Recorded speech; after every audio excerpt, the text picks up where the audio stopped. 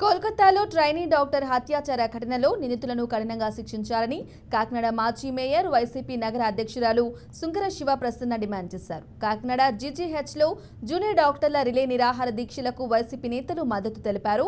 ఇలాంటి ఘటనలు పునరావృతం కాకుండా చట్టాలను మార్చాలన్నారు. డాక్టర్లకు రక్షణ లేకుండా పోయిందని కఠినమైన చట్టాలు తీసుకురావాలని డిమాండ్ చేశారు.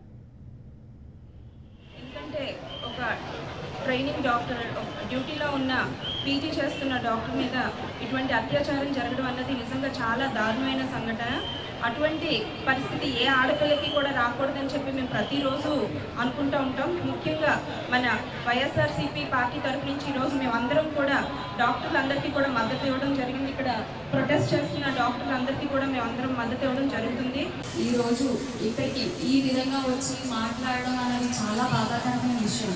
ఎందుకంటే ఈరోజు చూసుకుంటే ఈ ట్రైనీ డాక్టర్ విషయంలో ఇది చాలా పెద్ద దుర్ఘటన.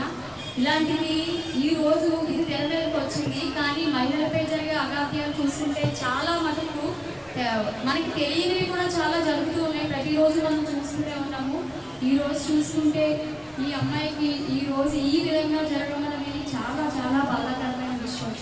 ఇది మనం చూసుకోవాలి ఇప్పుడు. ఎందుకంటే ఎక్కడి నుంచి స్త్రీ ఎక్కడి వరకు వచ్చిందో తలుపు మూల నుంచి మాట్లాడి